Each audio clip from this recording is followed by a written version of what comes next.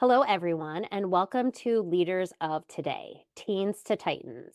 Today, I want to introduce you to my guest, Cassie Crosby, the CEO of Iterata Solutions, an executive coaching firm, and the founder of Vertex Leadership Lab, a leadership development firm. She served 24 years in the Army and now helps ambitious leaders cultivate executive presence, overcome confidence barriers, and master organizational dynamics. Today's discussion will focus on the challenges of being a teenage rebel and navigating the male-dominated leadership arena into the professional certified coach she is today, specializing in fostering transformative leadership for rising executives in high-stakes environments.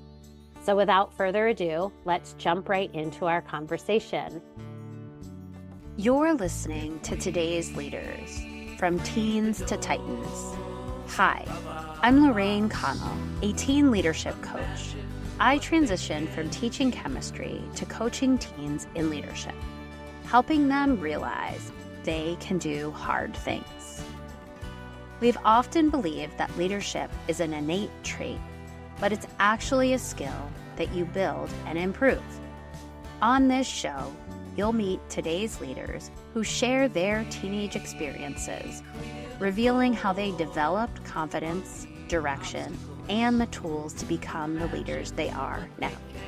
You'll discover how you or the teens in your life have the potential to become confident leaders, even if it doesn't seem possible. Welcome, Cassie. Hi, Lorraine. Thank you for having me. Very excited for your interview today. Yeah, I'm excited to be here. Yeah, I'm going to take you back in time and see if you can cultivate those teenage experiences and share a little bit about your background, but more about how the experience as a young teen influenced your journey into leadership today. Yeah, well, it's a little scary to go back that far. So if I go back to my teenage years, I was what you would call a rebel without a cause. I didn't have a lot of direction. I would say I didn't really take school all that seriously. I didn't understand the seriousness of life and what it's like to be an adult and have to take care of yourself. And I came from somewhat humble beginnings. I'm the third of four children, so I was a middle child. So I kind of got left behind in some ways, the forgotten one as a middle child. I suppose we all feel that way. And so following in the footsteps of my brother and my sister, who were always a little bit better behaved, played school sports, coming up through school, what I believe is that people who are successful have one thing in common. And that is that at some point in their life, they had someone who believed in them. Mhm. And if I go back and I look at my school experience, I don't really think I had that. I was always a smart kid, but I wasn't like so smart that I was at the top of my class. Like I said, I just sort of got left behind in many ways because I was smart enough to keep up and not really have to try that hard. But I didn't really get any extra attention. I played some sports, but I wasn't the star player. I just didn't have any real adults in my life who said, you have potential, you're going places, we believe in you. And when I was a sophomore in high school, I took the ASVAB, which is a test that sort of, it's a cognitive test, an intellectual test for the military. And I took it because I wanted to get out of class. And so, yeah. So I went and I took this test and I did well. And after that point, the Army started calling me and, just, hey, we have this opportunity. And by the time I got to my senior year in high school, I had about a 2.2. So I wasn't crushing it. And I had applied to a couple of colleges. I did get in somehow. I don't know how, but I just didn't know how I was going to pay for it, what it was going to look like for me to go to college. I didn't have the academic aptitude at that time. I kind of knew in the back of my mind that I wasn't ready to go to college, be independent, studying on my own. And so the Army called me one day and I had my college applications in one hand and I had the Army recruiter on the phone in the other hand. And I agreed to meet with him. And on my 18th birthday, without telling my parents, I went and I signed up for the Army. And that set Wow. me on this incredible trajectory, which we can talk about. Wow. Okay. So much to sort of unpack there, but Yeah. really, I almost want to ask you the rebel without a cause, like the part of like not having a cause. Mm, Where do you think that sort of comes up for the rebel? Like, yeah. you could be a rebel for a reason, but you didn't feel like you had a reason. I mean, I sort of got the sense there was a reason, but you identified as without a cause. Do you think it because it wasn't a valuable cause or something like that that you Yeah. sort of identify that way? Yeah, I mean, I think I was just angry at the man, right? Mm, Angry at the world, angry at being controlled by my parents and school. And, I had a religious upbringing. And I think there was just a lot of conflict in terms of what was happening internally and then the pressure that was coming externally. And I think there's a lot of kids out there that are looked at like they're different, they're disruptive, they're behavioral problems, what have you. But the reality is that a lot of those kids are the ones who grow up and make the biggest difference in the world because they're willing to go against the grain. They're willing to speak up when things aren't right. And so I think so often, our brains are wired to fit in. And I think mm, often teachers, it's sort of like the lowest common denominator. What's easy, it's a hard job. And so when you have kids that are behaving, that are engaged with the material, that want to learn, those are the kids you spend your time with. But I think sometimes we miss these opportunities to really nurture talent in kids that we might overlook, but actually have this incredible potential inside of them that just hasn't been brought to the surface yet, which I know you understand. Yeah, I couldn't agree with that more because being a teacher, I remember following that path of least resistance and really like I remember the leadership class that I started working in. I wanted to be part of that class because it was the elite group of kids that were in Yeah. that group. And I wanted to be, working with the best of the best. And it was through that I realized it makes me think of the interview I had in last season with a student who went into the Air Force. And Mhm. he was one of those kids that I said, "Hey, why aren't you stepping into this leadership role?" And he looked at me like I was crazy. Why would I Right. do that? I make mistakes. I'm a troublemaker. And I was like, oh, okay. Yeah, no, I get Hmm. that. But like, that's why I thought he was a leader. And so Yeah. that comment you said about like not having somebody who believed in you, did you find that at some point in your journey Mm. in the army or? Yeah.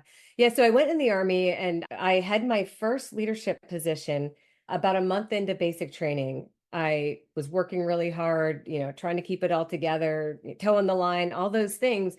And my drill sergeant came up to me one day and he said, "You're now in charge. You're going to be the squad leader." And I lasted about 2 hours in that role. It's kind of a funny story. So I took this leadership position, and the first thing that my first responsibility was taking my squad to the chow hall. It was evening chow. It was about 5 p.m., 1700 Army time. And we all lined up at the door, and I'm in the front, and we're all standing there very quietly, at parade rest, which means we have our hands sort of behind our back, and we're all standing in a line, not moving. And this kid from Mississippi breaks out of line, runs up to the front, and kicks on the door 3 times. Oh my gosh. And yeah, and I'm like, I have no idea what to do, right? I think it's kind of funny actually. I start laughing and and I don't do anything. I just kind of laugh. He gets back in line. Everybody tightens it back up. And about 5 minutes later, my drill sergeant comes out that door and he looks at me and he says, "You're fired." And I was devastated. I mean, this is Yeah. the first time anyone has ever said to me, "You have leadership potential." And I've now made it 2 hours. And I actually didn't have another opportunity to lead during that time while I was in basic training, but it was a really great lesson for me because I realized that leadership wasn't about a position or a title, that leadership is a behavior and a Mm, set of responsibility. And so that was where I really started internalizing this idea of like, there is something expected of me here that I need to figure out. And actually, I pulled it out. I made sergeant in about 2 years. And then after 4 years in the Army, during that time, I was a print journalist. So I was traveling around with different units, taking pictures, writing stories, really cool job. But after 4 years, my company commander came to me and said, "Hey, you're someone we see a lot of potential in. Do you want to apply for a scholarship to transition from the enlisted side of the Army to the officer side of the Army?"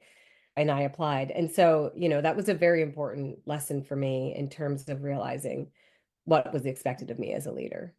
Well, and how value is placed on that leadership, right? So Yeah, until you started to step into the role of leadership, the value of what you could get out of the army wasn't as large as when you stepped into.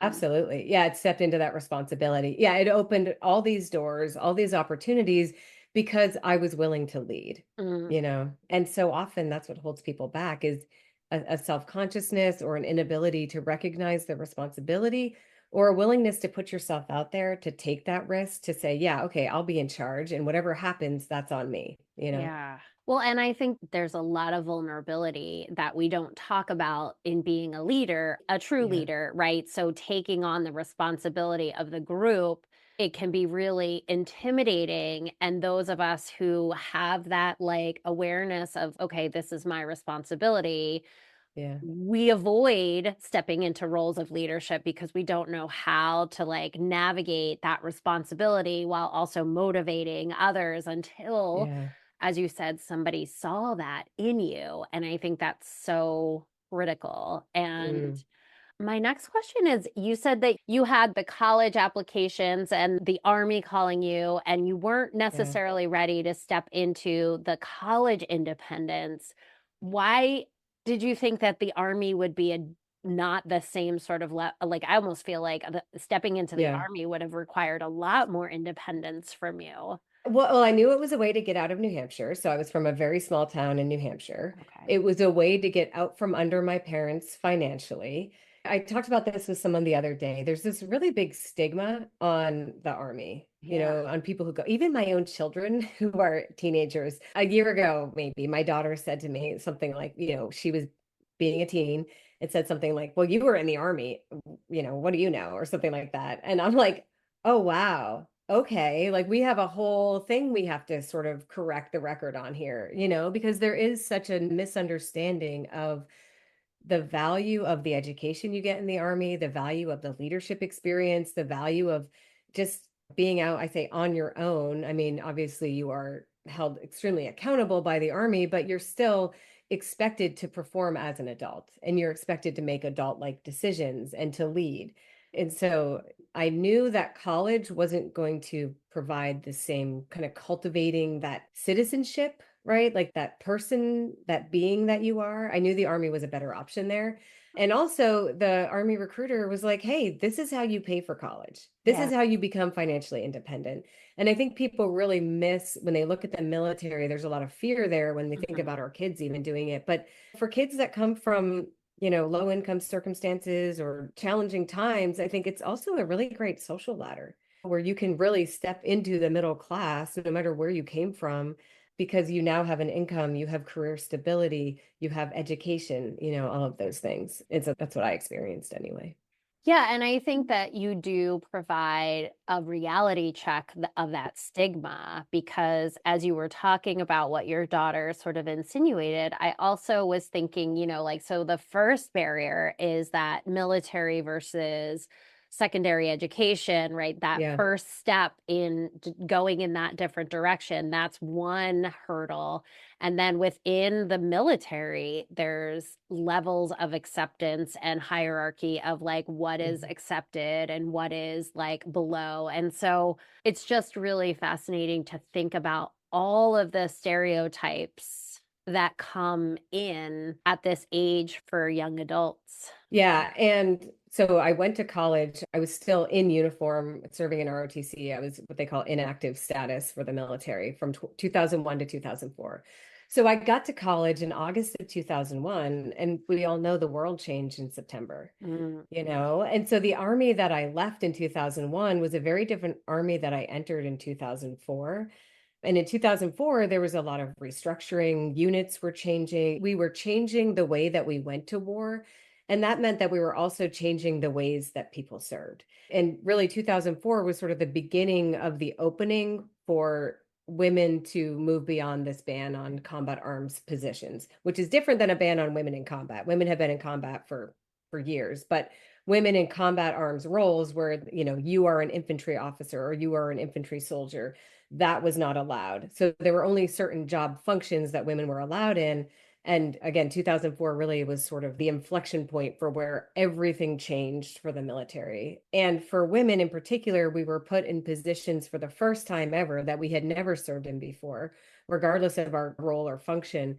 And so it was a really interesting time to be a part of that transition and to be a woman in the military. Yeah, and if you could share a little bit about the trajectory of like how we know like how you sort of got into the leadership, Yeah. but how did the restructuring of the army and the military allow you to find this opportunity and what did it do for you to share? Yeah. So in 2004, when I arrived at the 101st Airborne Division in Fort Campbell, Kentucky, that day, the brigade that I went to is just a large, 10,000 soldier unit, was transitioning so that the organization that I took over had previously been all run by infantry soldiers.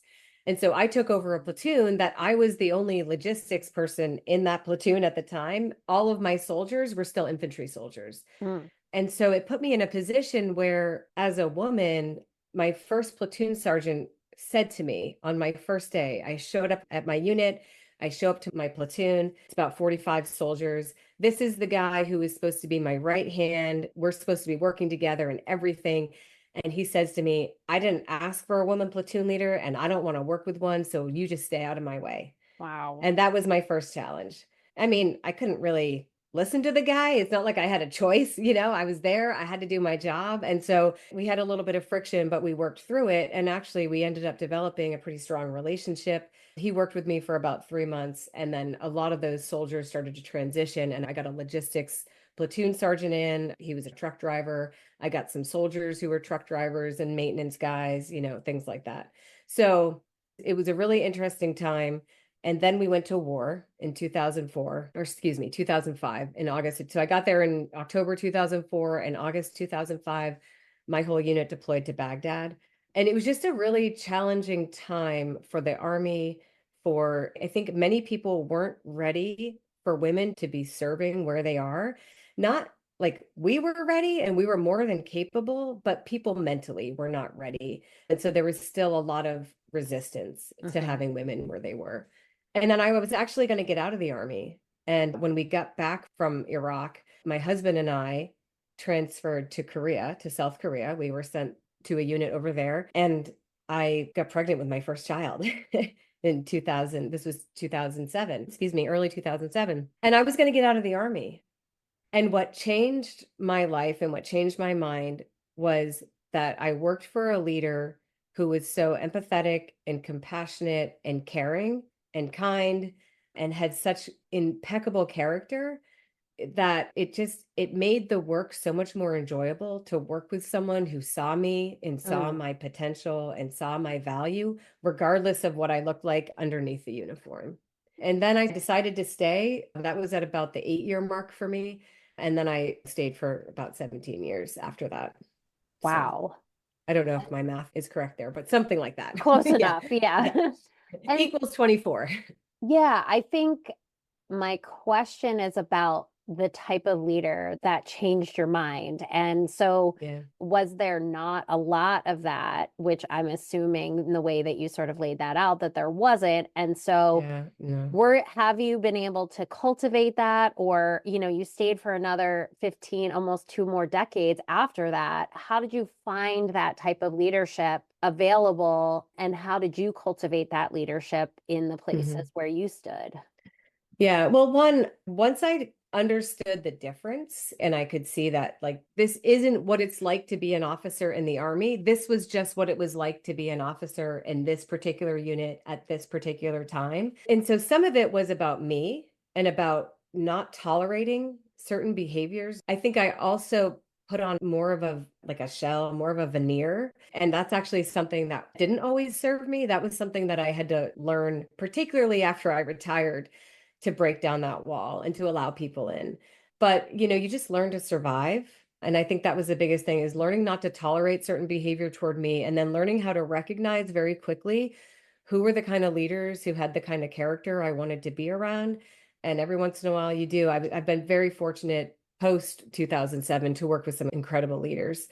But again, some of that was me and changing the way that I showed up. Oh, that's really cool. Can I ask you, when you were a teen and you were a rebel, did you feel like you had a lot of self-confidence? Because I feel like as a rebel, you Mm. almost exude self-confidence, but like I'm curious to know, did you feel like you had that self-confidence or did it develop at some point later? Yeah, that's a great question. I was incredibly shy as a child. I had some very high expectations and some critical, I would say some of the women in my life were a little bit critical. I also got picked on a lot in school up until probably 8th grade. I had a really hard go of it. And then going into high school was when I just decided, I've had enough. I don't really care what anyone thinks. I started wearing whatever I wanted. I looked different. I acted different. I shaved my head at one point. Wow. I just stopped caring what other people thought. And I think that people maybe thought I had a lot of self confidence, Yeah. but underneath of it, there was very much a broken child in there. Hmm. And so when I was 21, when I came back to New Hampshire to go to UNH to go through the ROTC program there, I started going to a therapist and working with someone. And I've done that a lot throughout my life. I've had a lot of help along the way to restore some of that so that the external impression matches the internal feelings. And really like learning to, one of the things I had to do when I left the army, and this wasn't that long ago, this was 2021. Okay. Right. Like I think I showed up in a way where I just assumed that most people don't like me that much because I had just always been in a place where I felt like I had to fight for most things. And what I realized getting out of the military, when once I shifted that, right, I'm like, why wouldn't people like me? I'm a person, I'm kind to people, I've been successful in my life. Why wouldn't people like me? And when I started showing up in a way that was like, no, people like me, it actually literally changed the way people respond to me. Yeah. I have seen it with my own eyes. I truly believe that when we change our mindset, we change the way people view us and respond to us. I was babysitting my niece and nephew, and we were watching Yeah. this like child show that was about like how making friends. And they had this like Yeah. option A versus option B. And option A, the young child was waiting for the people in the playground to come to them. And in option B, they went over and said, "Hey, my name is." And it made me realize like I've spent a lot of time in my life being lonely and wondering Yeah. why I don't have friends. And then I like watched this child show and I was like, it's because I've been waiting for people to come to me and assuming that I'm not good enough because nobody comes to me when I haven't put myself out there and said, "Hey, Mhm. I'm Lorraine.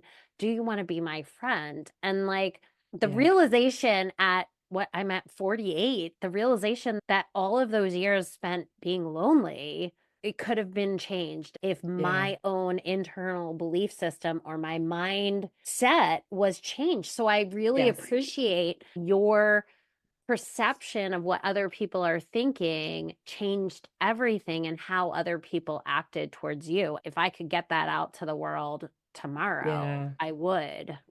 Yeah. Whether you move a lot or grow up in the same place, I think the challenges are different. But living in the same small town with the same people your whole life, Mhm. it is very hard as a teenager. And Yeah. I often tell my own kids, like, just, and they've moved. My oldest daughter's in her 12th school, my youngest daughter's in her 7th school, I think. But, sometimes I just hang on, like what's happening here right now at this age is not the reality that you're going to experience out there in the real world. And I think we forget that sometimes. But it's hard to when you've been at, a young child, elementary school, growing up with the same kids, then the awkwardness and the weirdness of middle school and all that happens there. And then, you kind of spend high school like digging yourself out of this place and kind of figuring out who you are as a person and what you really want. And I think that journey continues in adulthood, actually. Absolutely, Yeah. absolutely. And the impact that if that person saw you sooner as a leader, where would your journey have taken you? And I Yeah. almost am grateful that your journey was exactly the way it was because you wouldn't be Yeah. the person you are without that. Yeah. I But do want to go back go to, ahead. oh, this Yeah, idea no, of no. rebel without a cause. I don't think I fully addressed that question earlier. And, when I think of cause now, I think it's just purpose. Like I'm still a rebel. I'm still going to speak up and disrupt things. And, but now there's purpose behind it. Like I want to see a world where we modernize our leadership practices, right? Where we move away from some of these traditional, really hard line, hard nosed leadership styles and recognize the value in collaborating with people and empowering people and asking questions rather than giving orders. And so my purpose now, it's not that it's different, it's just that I can see it more clearly. That's really powerful that you can see your purpose. Yeah. Yeah, and you still like the rebel doesn't have to go away. It can still be there, but now you have a purpose. You said something about asking questions versus giving orders. And I think that I would love for you to share a little bit about that because I think so often we're led to believe that a leader is at the top and they make decisions. They're the only ones that make a decision. And in the military, I almost feel like that is how it might be Hmm. because, like the statement of order, but your description of the leader who was so kind and empathetic, I'm Yeah. curious to know, like, talk about the military belief system or not that I believe is ingrained in the military. Yeah, and there's a very hierarchical approach to the answer I'm going to give you. So the lower you are in the totem pole, the more junior you are in your career, the more likely it is that you are going to receive a direct order. Like, Mhm. go clean this floor, go fix this vehicle, right? Go take this stuff and deliver it here or whatever it is. But the higher you get up and as you take on leadership positions, orders are missions. And a mission is not just what you need to do, but also why you need to do it. And the reason we put a mission statement in that way, which is, you're going to do this in order to accomplish this purpose, is that if you get pulled off your mission and for some reason you can't accomplish that specific mission, you can still stay focused on your ultimate purpose, right? Which is the ending of that mission statement, which tells you why you're doing something. Mm. And I think so many of us need that. Like we need to understand the why, we need to understand that purpose because purpose is how we find meaning in the things that we're doing. Did that answer your question? Yes and no. It Okay. led Yeah. me to get back to the question that I should have asked, which is, so when you're working with leaders, Yeah. how do you take the idea of asking questions versus giving orders? And are Yeah. you working with military leaders still or not? Yeah. I work with leaders in corporate military across the board. So, but I don't specifically work with military leaders. In fact, the majority of my clients are corporate clients. Yeah, I actually just was working with an executive yesterday who we were talking about this very thing. And we're talking about how to negotiate through our questions. And, the fact of the matter is that when you just give orders and people don't understand the reason behind them, the purpose behind them, it creates what I call organizational energy burn because people get all spun up. They don't understand why they're doing it. They're upset about it, right? They want meaning, they want direction. And so by asking people questions and getting curious about maybe they have resistance to your idea, your concept, there is a time and a place for you to slow down and to say, okay, let's dig into this a little bit. How are you seeing this? What are you finding? Like, what are the biggest challenges that you see with this plan? And starting to understand not just how you're seeing it, but getting those other perspectives so that you can answer the mail on some of the things that are causing people to resist whatever change it is you're trying to make. Does that cause high level executives to lose credibility? Because I think that might be the Yeah. fear that if I'm asking questions and not telling you what to do, does that counteract my authority? Yeah. I think what counteracts senior executives' authority is when they make decisions in a vacuum that people don't understand, that don't seem to make sense, and that nobody can get their head wrapped around. I have people say to me, like, I don't know how to get, like, other than saying, this is what I've been told that we have to do, and that is sometimes the biggest challenge for a mid-level leader is taking the orders of a senior leader that maybe they don't necessarily agree with or understand and owning those decisions and owning those actions as their own, which is what I've been trained to do, is to not say, well, we have to do this because the commander says we have to. Total cop out, right? No, Mm. you have to find it in yourself to make that meaning for the people who you lead.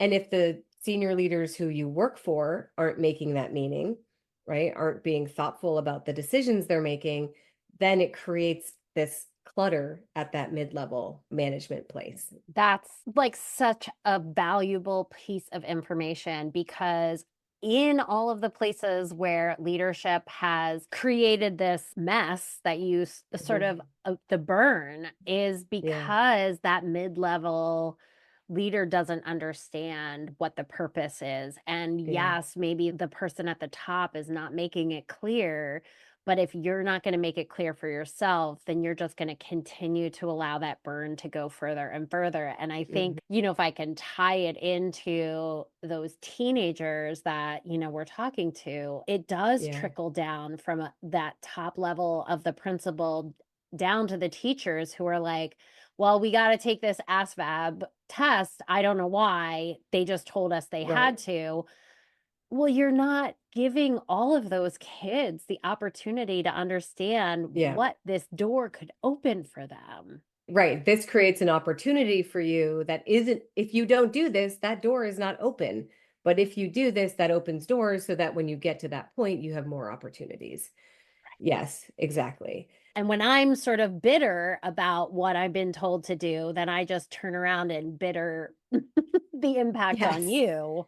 Yeah, and everybody can see through that. And don't get me wrong, there are times when things just don't make sense, and that is a challenge. But I think if we can find that meaning in ourselves and find that purpose, make sense of it for people, that's the role of any kind of mid-level leader. It's that translator both up and down the chain of command. So I asked you in your form to share, like, if you could go back, and not necessarily do I want you to go back and talk to Cassie, but like go back to the persona that Cassie was for the teens who maybe find themselves in that space of like, I don't want to do what anybody else is telling me to do. What's the advice that you give to that persona? Yeah. Success is not a linear process. Mm, Right. There is no one way to get there. And this goes back to this idea of options. My whole career, I thought this way, which is like keep as many options open as possible because so much changes day to day, week to week. I mean, you think about a month ago, if you go back and look at your pictures from a month ago, you're like, holy cow, that was a month ago. And so I think it's just like in life, making those options available, whether that's through relationships, whether that's through the decisions you make, but keeping as many options open as possible so you always have another door to walk through and not getting so focused on one definition of success. You graduate from high school, you go to college, you get a college degree, you get this high paying job. I cannot tell you how many people in their 40s I talk to who say, I got the degrees, I got the kids, I got the job. What else is there? Because they still haven't found that meaning. They mm, still haven't uncovered that purpose. So keep your options open, spend time working on you, yeah. right? Like on the inside, and don't worry so much about what people think about you based on what's on the outside. I love that. I love that so much. I love the options. I also love the idea that success doesn't come in one path. And I Yeah. think so often we're led to believe that. And it Hmm. keeps us like, oh gosh, I made this decision and it's not taking me in that direction. I guess I'm over. Right. Like, so that, like, Yeah. I don't wanna say life or death, but like do or die kind of mentality about the Yeah. outcomes, right? So if I fail this test, life is over. Or if I don't get this certain SAT score, my life is Yeah. over. And there are so many different paths. And I think the share of accomplishing all the goals that are told to us that define success and then Mhm. getting there and being like, this can't be it, right? There's got to be Right. more. And it's because we had the first part of the mission, but we didn't have the second part where we understood the purpose behind it. And I Yeah. I love Absolutely. this conversation. This was really powerful. So, Cassie, how can my listeners find you? Where should they go to follow the information that you're sharing? Yeah. So I'm on LinkedIn mostly, Cassie Crosby on LinkedIn. That's really the number one place you can find me. I share modern leadership insights, what's happening in the world, how things are progressing, some of the tools that leaders are using today in this Mm, technologically driven world we live in. And so that all people can find me on LinkedIn. that's awesome. And is there a certain person that you really love to work with? Yes, I love to work with disruptive leaders, Mm, ambitious, disruptive leaders, people who are really driven to make a change in the world for the better for everyone. awesome. Well, thank you so much for this interview.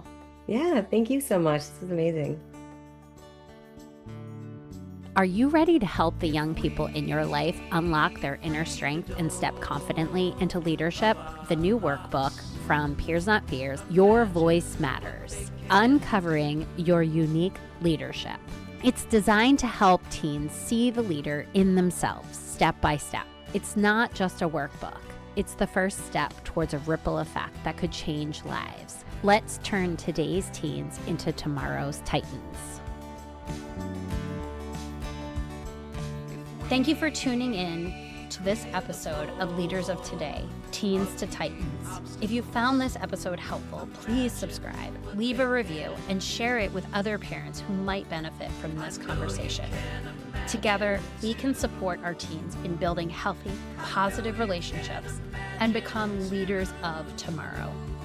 Until next time, I'm Lorraine Connell, and this is Leaders of Today, Teens to Titans.